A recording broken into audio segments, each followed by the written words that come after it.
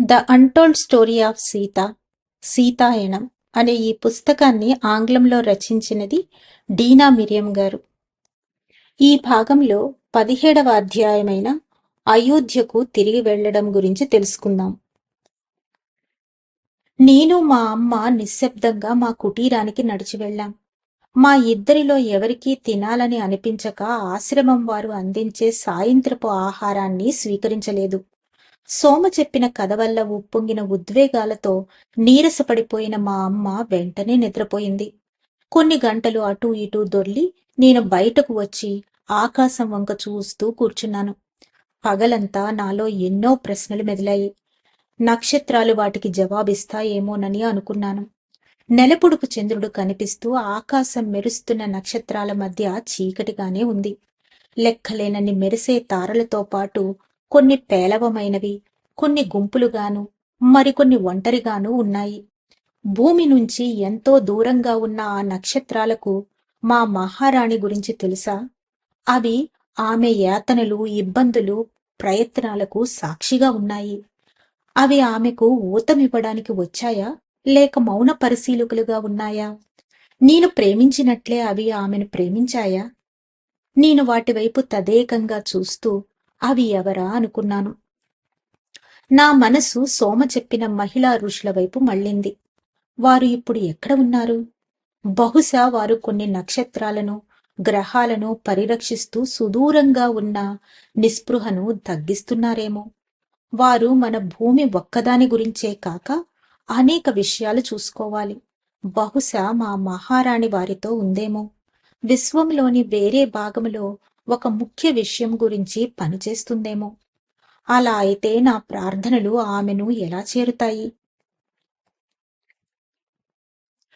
నాకు గుర్తున్నంత వరకు నా హృదయం ఎప్పుడూ మహారాణి సీత పట్ల ప్రేమతో నిండి ఉండేది. అయితే సోమను కలిసిన తరువాత ఆ ప్రేమ మరంత ఉప్పొంగింది. నా హృదయంలో సోమతో ఉండిపోవాలని, ఆమె నుంచి నేర్చుకోవాలని, ఆమెకు సేవ చేయాలని కోరిక దాగి ఉంది. అయితే దీనిని నేను ఆమెతో గాని, మా తల్లితో గాని చెప్పలేకపోయాను. ఇప్పుడు నా గమ్యం వివాహం. నేను దానికి అంగీకరించాను. సోమ చెప్పేది వినడం నా లోపల ఉన్న అడ్డును దేనినో, నేను గుర్తించలేని మూలం నుంచి వచ్చిన నిరోధాన్ని దేనినో అద్భుతంగా తొలగించింది. నా జీవితం ఏ మార్గంలో నడిచిందో పట్టించుకోకపోయినా ఆ మార్గం మహారాణి సీతకు దగ్గర చేసినందుకు నేను సంతృప్తిగా ఉన్నాను. ఇప్పుడు నాకు ఉన్న కొలమానం అదే. నేను కుటీరం బయట ఆ మెత్తటి నేలపైన నేను తలవాల్చి నిద్రపోయాను. ఉదయం సూర్యకిరణాలు మీద పడినా లెగవలేదు. మా అమ్మ అనసూయ అని మెల్లగా పిలిచింది. అప్పుడు నేను మెల్లగా కళ్ళు తెరిచి నా పక్కన ఆమె కూర్చుని ఉండడం చూశాను.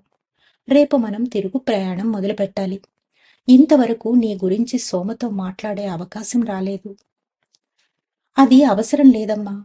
తండ్రిగారు నాకు ఏది మంచిది అని చెబితే అది చేస్తాను అని గబగబా చెప్పాను. ఆమె నవ్వుతూ, నీ హృదయంలో ఎంత మార్పు వచ్చింది? సోమ మాయ ఇప్పటికే నీ పైన పనిచేసింది. నాకు ఎంతో సంతోషంగా ఉంది. ఇప్పుడు మనం ఆమె కథను పూర్తి చేయనివ్వాలి. ఆశ్రమంలో కొంచెం ఆహారం తీసుకుని మేము సోమ కుటీరం వైపు వెళ్ళాము.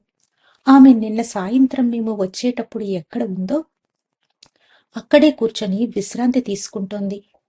మా అమ్మ ఆమెతో మేము రేపు వెళ్ళాలి అని చెప్పింది. ఆమె తల ఊపింది. నేను నీకు ఇంకా ఏమైనా చేయగలనా? నా వైపు తిరిగి అడిగింది. రాత్రి నాలో ఉన్న ప్రశ్నలన్నీ మాయమై నేను జంకుతూ, మహారాణి సీత అయోధ్యకు తిరిగి వచ్చినప్పుడు ఎలా ఉంది? నగరానికి దూరంగా ఈ ప్రాంతంలో ఉండడానికి ఆమె ఎలా వచ్చిందో చెప్పగలరా అని అడిగాను. ఆ, సోమ నవ్వుతూ బదులిచ్చింది. అది చాలా పెద్ద కథే కాక క్లిష్టమైనది కూడా. ప్రపంచంలో మాత పాత్ర ఏమిటి అనేది తెలియచేయటం చాలా కష్టం. ఆమె చేసిన దానిలో చాలా భాగం దాయబడింది, ఈనాటికి కూడా. కానీ నేను మొదలు పెడతాను. సోమ చాలాసేపు మౌనంగా ఉంది. తరువాత కళ్ళు మూసుకొని వెనకకు ముందుకు ఊగుతూ నిదానంగా ఓంకారం వంటి శబ్దాన్ని చేస్తూ ఉంది. నేను సోమ పక్కన కూర్చొని కళ్ళు మూసుకొని ఆమె చెబుతున్న విషయాల దృశ్యాలను మనోనేత్రంతో చూస్తూ వినసాగాను. శ్రీరాముడు మాత లంకను వదిలిన తరువాత వారు ముందుగా మహాదేవుని పూజించడానికై సైనికులు లంకకు వారధి నిర్మించిన చోట, శ్రీరాముడు మహాదేవుని పూజించిన చోట ఆగారు. తరువాత వారు పంచవటికి వెళ్లి చంద్రిక యోగినిని దర్శించారు. మాత ఆమె వద్దకు మళ్లీ వస్తానని మాట ఇచ్చినా అపహరణకు గురి అవ్వటం వల్ల వెళ్ళలేకపోయింది. ఆమె ఇప్పుడు ఆ మాటను నిలుపుకుంది. చంద్రిక తాను మొదట చూసినప్పటికంటే ఉన్నత స్థితిలో ధ్యానంలో స్థిరంగా ఉండడం చూసి మాత సంతోషించింది. ఆమె ఇప్పటికీ ఒక మునిలా అదే పాడుబడిన కుటీరంలో సమయమంతా పూజలు ధ్యానాలతో గడుపుతూ ఉంది. మాత ఆమెకు కొన్ని సంవత్సరాలలో నీ వద్దకు ఒక కొడుకు వస్తాడని చెప్పింది. అది ఎలా సంభవం మాత? ఆమె ఆశ్చర్యంగా అడిగింది. అరణ్యములో ఒక చిన్న బాలుడు తిరుగుతూ ఉండడాన్ని నువ్వు గమనిస్తావు. నిన్ను వద్దు అనుకున్న అతనే ఇప్పుడు తన తల్లితో త్రోసిపుచ్చబడతాడు. అతనిని తీసుకుని కొడుకులాగా పెంచు. అతను నీ శిష్యుడిగా మారి నీ నుంచి నేర్చుకుని నీతో బంధం పెంచుకుంటాడు. నీ హృదయంలో సంపూర్ణం కావలసిన ప్రేమ ఎంతో ఉంది. అది అతని వైపు ప్రసరించని. కేవలం నీ ప్రేమ మాత్రమే అతని గత చర్యలను తుడిచిపెట్టగలదు. ఈ మాటలు వింటున్న చంద్రిక కన్నీరు కార్చింది. నేను అతనిని మళ్లీ చూస్తానా? ఆమె మృదువుగా అడిగింది. మాత తల ఊపి, ఇప్పుడు మాత్రమే అతను ఎంతో చక్కగా ప్రవర్తిస్తాడు. నువ్వు అతనిని దారి మళ్లకుండా చూడు అన్నది. శ్రీరాముడు నిలబడి వారి మాటలు వింటూ చూస్తున్నాడు. వాళ్ల మాటలు ఆపగానే శ్రీరాముడు, చంద్రిక, సీత లంకలో ఉన్నప్పుడు నీ ప్రార్థనలు ఆమె శక్తికి మూలంగా ఉన్నాయి. దానికి నేనెప్పటికీ కృతజ్ఞుడిని అన్నాడు. ప్రభు, ఆమె మర్యాదగా అడ్డుకోబోయింది. కాని శ్రీరాముడు మాత ఆమె వైపు చూస్తూ నవ్వారు. మాత ఆమెతో గుసగుసగా, నీ భర్త నీ కుమారుని రూపంలో తిరిగి రావడం అనేది రాముని ఆశీర్వాదమే. నీ భర్త నదిలో మరణించి కనిపించినప్పుడు బయటకు తీసి అంత్యక్రియలు చేసింది ఆయనే. మళ్లీ అతనిని నీ వద్దకు పంపిస్తున్నది ఆయనే. నీ కుమారుని అతను ఎంతటి యోగియో ఆ విధంగా పెంచు అన్నాడు రాముడు. ఆమెను ఆశీర్వదించి వారు సెలవు తీసుకున్నారు. వారు అయోధ్యకు తిరిగి వచ్చినప్పుడు గొప్ప ఉత్సవం జరిగింది. సీతారాములను మళ్లీ చూడటంతో నేను పొందిన ఆనందాన్ని వివరించడానికి మాటలు లేవు. అయితే సుదీర్ఘ ప్రయాణం వల్ల, తపస్సు వల్ల ఆమె పొందిన అలసటను కూడా నేను చూశాను.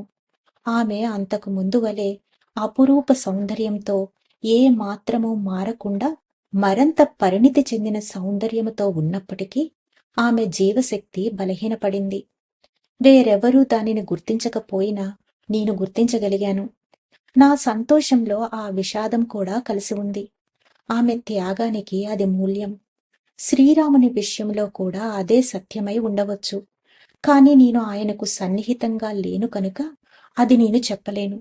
మాత నాకు దగ్గరగా తెలుసు కాబట్టి ఆమె నడకలో, అడుగులలో, మాట్లాడే విధానంలో నేను అది గమనించాను. అందరూ గుర్తించిన ఒక విషయం ఏమిటంటే 14 సంవత్సరాల నాడు అయోధ్యను వదిలిన ఆ యువ దంపతులు ఇప్పుడు పరిణితి చెందిన, విజయం సాధించిన జంట. పరస్పరం మరంత గాఢబంధం పెనవేసుకున్నవారు. ఒకరికి ఒకరు తమ ప్రేమ సంపూర్ణ అంకితత్వాలతో సంసిద్ధతతో ఉన్నవారు. నేను మాతను తన సుదీర్ఘ ప్రయాణం గురించి ఏమీ ప్రశ్నించలేదు. ఆమె మిథిల నుంచి తమతో వచ్చిన, ఆమె తిరిగి వచ్చే లోపే మరణించిన ఇతర పరిచారకుల గురించి, మహారాణుల గురించి, మిగిలిన వారి గురించి నొక్కి అడిగింది. ఆమె రాగానే మొట్టమొదట తన సోదరి ఊర్మిళ, వారి సుదీర్ఘ ప్రయాణ కార్యంలో గాఢ ధ్యానాలు చేసిన ఊర్మిళను గురించి అడిగింది. వారిద్దరూ ఆనందంగా తిరిగి కలిశారు. ప్రతి ఒక్కరూ పొందిన ఆనందాన్ని మీరు ఊహించగలరు. రాజుగా శ్రీరామునికి పట్టాభిషేకం జరిగింది. రాణిగా మాత తిరిగి తన మందిర జీవితంలో స్థిరపడింది. ఈ 14 సంవత్సరాలలోనూ అయోధ్యలో ఎన్నో మార్పులు సంభవించాయి. నగరం విస్తరించింది. వాణిజ్యం పెంపొందింది. నూతన రాజ్యాలు ఆక్రమించుకోబడ్డాయి. అనేక మంది విదేశీ వర్తకులు, సందర్శకులు, వాణిజ్య కేంద్రాలు వెల్లువెత్తాయి. అయోధ్య వీధులు గతంలో ఉన్న సురక్షతను కోల్పోయాయి.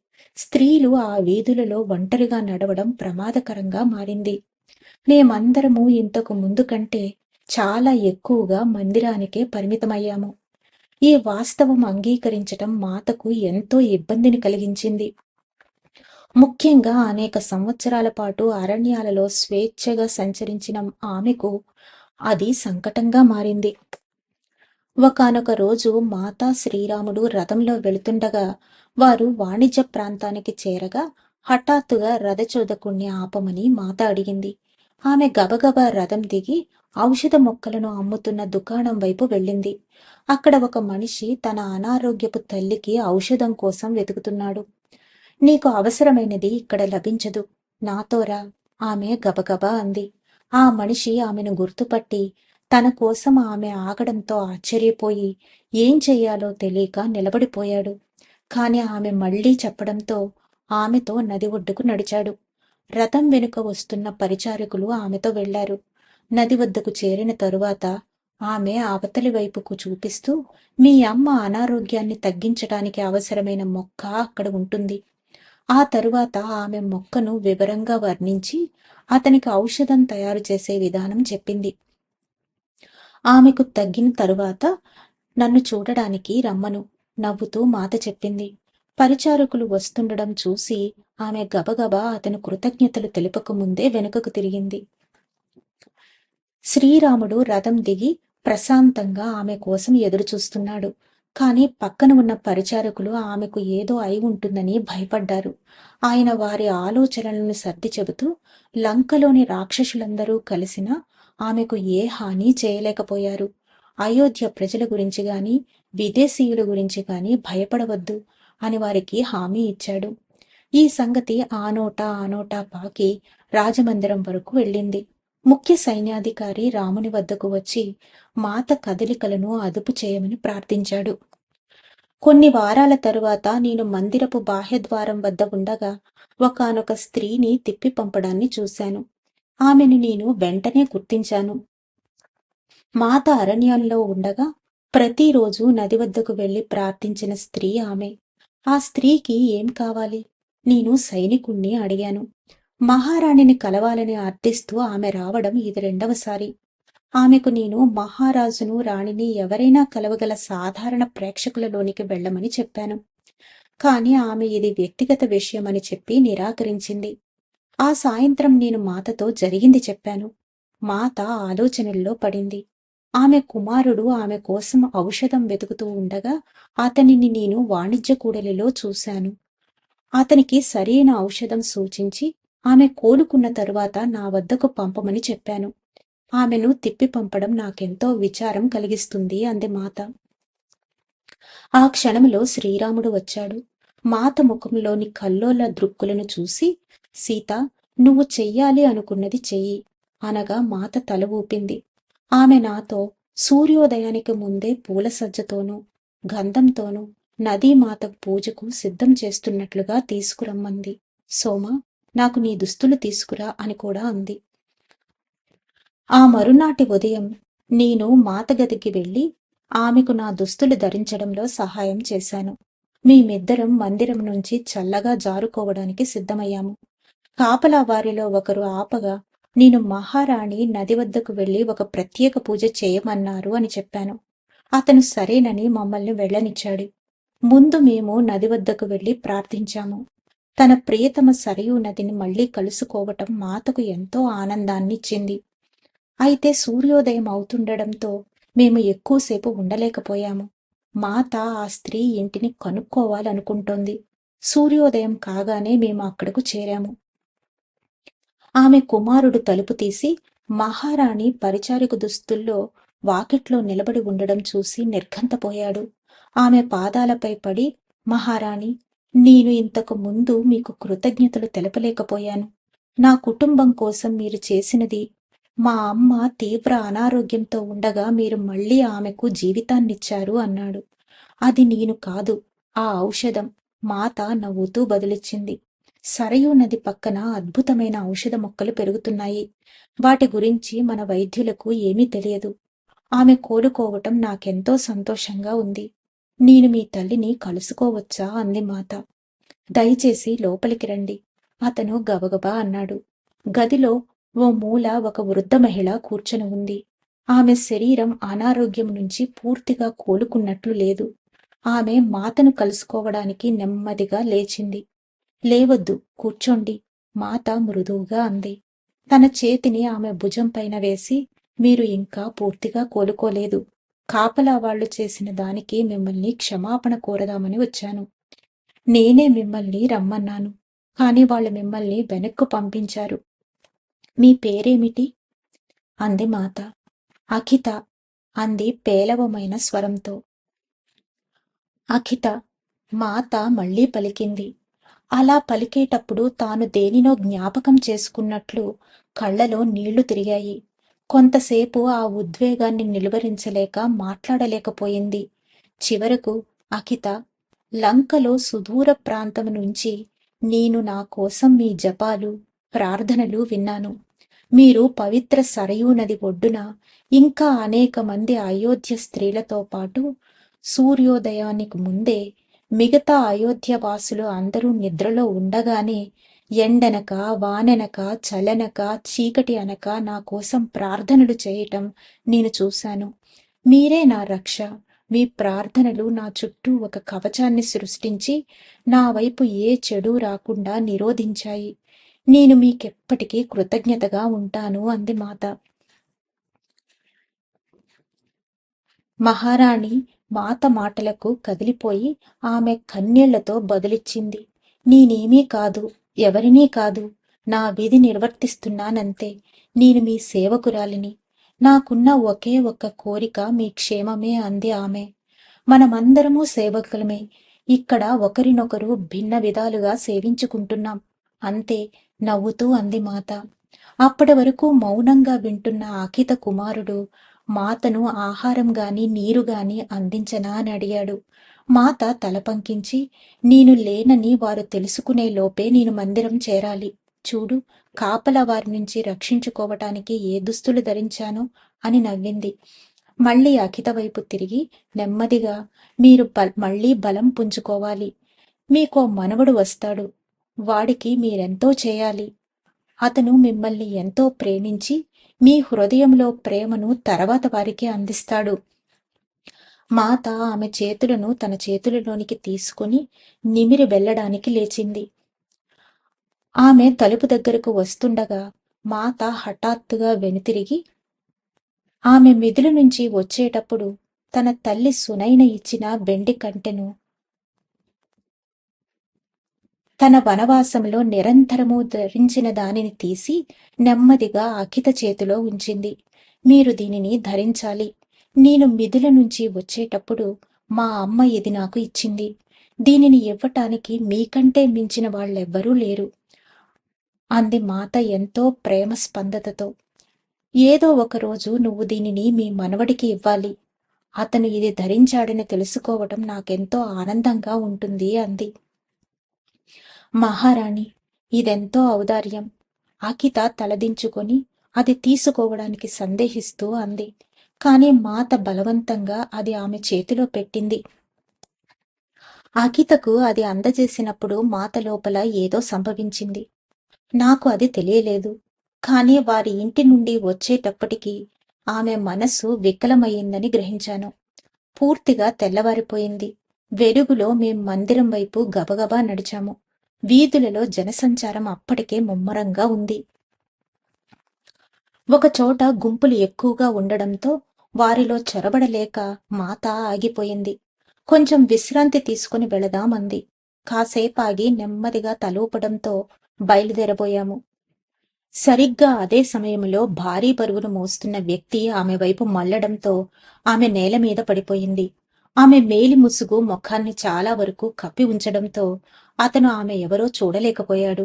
పనివాళ్లు దారికి దూరంగా ఉండాలి అని అరిచి ఆమె పైన చెయ్యెత్తబోయాడు.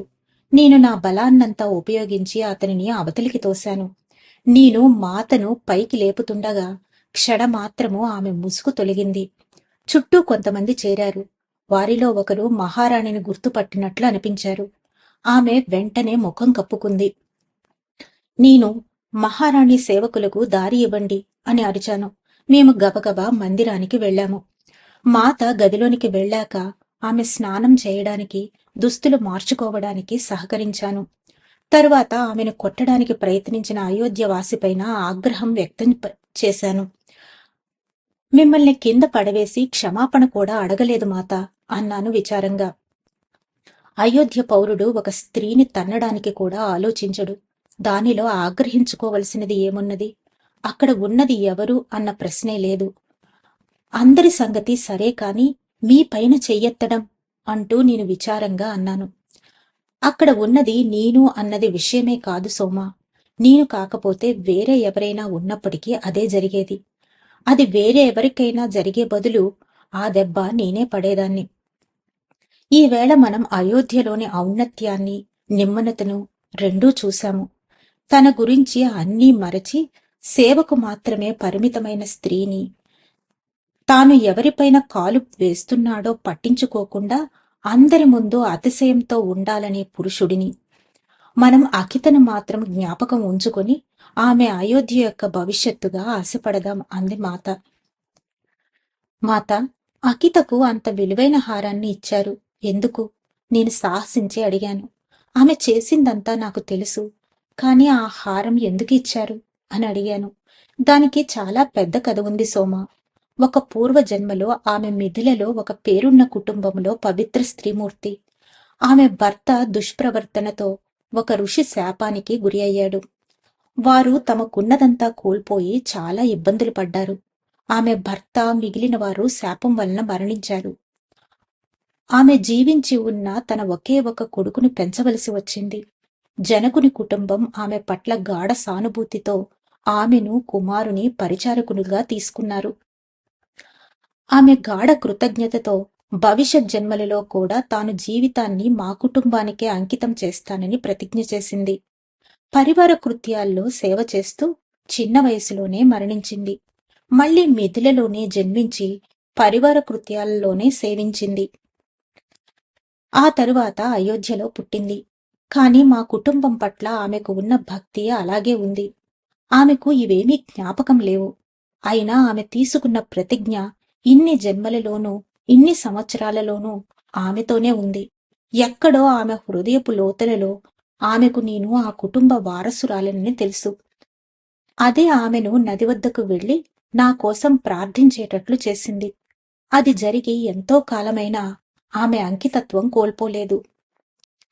ప్రేమ యొక్క శక్తి అది సోమ.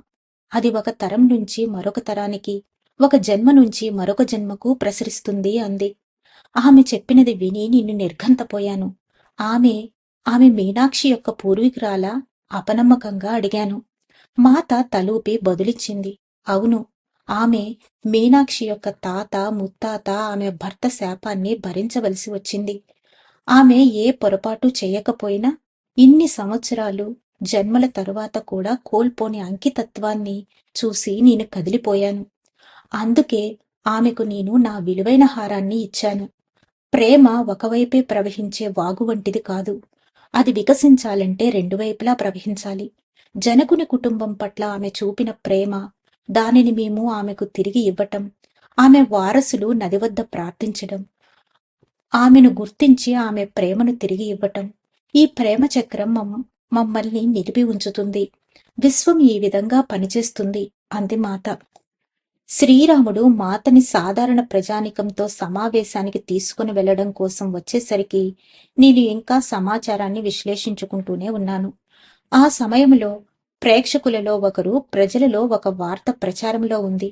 అది ఈ ఉదయం మహారాణి పరిచారకుల దుస్తులలో వీధులలో కనిపించిందని అన్నారు. మహారాణి పరిచారకుల దుస్తుల్లోనా? అదెలా సాధ్యం? ఆరా తీశాడు రాముడు చిన్నగా నవ్వుతూ.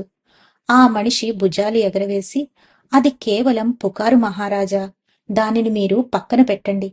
అటువంటి విషయాలు ప్రచారం కావడం సరైన విషయం కాదు అన్నాడు. స్త్రీల పట్ల అగౌరవంగా ప్రవర్తించడం సరైనది కాదు, రాముడు బదులిచ్చాడు. వర్తకులలో ఒకరు ఈ గృహకృత్యాలలోని స్త్రీని కింద పడవేసి కనీసం లేపడంలో సహాయం చేయలేదని నేను విన్నాను. ఇది చూసిన మన పౌరులెవరైనా ఆమెకు సహాయం చేయడానికి వచ్చారా? స్త్రీల పట్ల ఈ విధంగా ప్రవర్తించడం సరైనది కాదు. మహారాణి చర్యలను ప్రశ్నించడం కూడా సరైనది కాదు అని చల్లగా చెప్పాడు. ఇది జరిగేటప్పుడు మాత ఏమీ మాట్లాడకుండా ఆ సమూహం వైపు నవ్వుతూ చూసింది. కొన్ని నెలలు గడిచాయి. ఇది జరిగిన తరువాత మాత మందిరం దాటి ఎక్కువగా బయటకు రాలేదు. ఆమె బందీగా ఉన్నట్లు భావిస్తుందని నాకు తెలుసు. కాని ఆమె ఎన్నడూ ఆ మాట బయటకు చెప్పలేదు. ఆమెకు ఉన్న ఒకే ఒక కోరిక శ్రీరాముని ప్రోత్సహించడమే. ఆ రోజులలో నేను మాతతో ఎక్కువగా గడపలేదు. ఉదయం సాయంత్రం సహాయం చేయడానికి వెళ్లేదాన్ని. ఆమె ఎక్కువ సమయం రామునితోనే ఉండేది. అరణ్యాలలో వారి మధ్య చివురించిన ప్రేమ ఇప్పుడు అందరికీ తేటతెల్లమయింది. వారిద్దరూ ఏకాంతంగా ఉన్నారా, పరివార కృత్యాల వారి మధ్య ఉన్నారా అన్నది పట్టించుకోకుండా పరస్పరము వారి మధ్య ఉన్న గాఢ ప్రేమ, మెచ్చుకోళ్లు అందరికీ స్పష్టమయ్యాయి. వారి ఉల్లాసం ఒకరికొకరికి అంటుకుంటూ మందిరమంతా ఆనందగీతం పాడుకుంటున్నట్లుండేది. మాత తల్లి కాబోతుందన్న వార్త వ్యాపించడంతో మరంత ఉల్లాసం పొంగిపొర్లింది. మందిరాలలోనూ నగరాలలోనూ ప్రతి ముఖములోనూ నవ్వుతో వెలసిల్లింది. 14 సంవత్సరాల విషాదం వెనకబడింది. వారందరిలో నూతనోత్సాహం, శక్తి ఉల్లాసాలు పొంగిపొర్లాయి. తమ వారసుడు రాబోతున్నాడన్న ఆనందంలో. అంతకంటే గొప్ప ఆనందమేముంది? అయితే అది ఎంతో కాలం నిలవలేదు. మాతకు ఒక రాత్రి వచ్చిన కలతో అదంతా అంతమయ్యింది. సోమ ఇక్కడ తన కథను ఆపింది. కళ్ళు తెరిచి ఒక దీర్ఘ శ్వాస తీసుకుని మా వైపు చూసింది. మేము మొదలుపెట్టినప్పుడు నేను, మా అమ్మ మాత్రమే ఉండేవాళ్లము. ఇప్పటికి మరికొంతమంది చేరారు. సోమ మా అందరి వైపు తల ఊపి నా వైపు చూసి, బిడ్డా, నువ్వు ఏదైనా ప్రశ్నించు అంది. నేనేమీ మాట్లాడకపోయినా ఆమె మళ్లీ రెట్టించింది. సోమ, అకిత మీనాక్షి యొక్క పూర్వీకురాలు అని చెప్పావు కదా. నేను ఆగాను. సోమ తల ఊపి, నిజమే, మాత అదే చెప్పింది అంది. మరి మీనాక్షి ఎవరు? నేను కుతూహలంగా అడిగాను. సోమ నవ్వింది, నా వైపే తదేకంగా చూస్తూ. అది అంత ముఖ్యమైనది కాదు. ఆమె కూడా మిథిల నుంచే వచ్చింది. ఆమె కూడా మాతను గాఢంగా ప్రేమించింది. నీకు అంతవరకు తెలిస్తే చాలు అంది. హఠాత్తుగా మా అమ్మ చాలా అలసిపోయినట్లు కనిపించింది. సోమ, మేము ఇంకా నిన్ను విశ్రాంతి తీసుకోవడానికి వదలాలి అనుకుంటున్నాను. ఈవేళ ఎండ చాలా తీవ్రంగా ఉంది. నాకు కూడా విశ్రాంతి కావాలి. త్వరలో వర్షాలు వస్తాయని ఆశిద్దాము. మేము మళ్లీ వస్తాం. సోమ సరేనంది. ఆమెను వదిలిపెట్టడానికి ఇష్టం లేకపోయినా మేము కుటీరం చేరి వెంటనే నిద్రించాము. ధన్యవాదాలు మాస్టర్స్. ఈ రోజుతో 17వ అధ్యాయమైన అయోధ్యకు తిరిగి వెళ్లడం పూర్తయింది. రేపటి నుంచి 18వ అధ్యాయమైన ఆశ్రమంలో సమావేశం గురించి తెలుసుకుందాం. అంతవరకు సెలవు తీసుకుంటూ పద్మజ.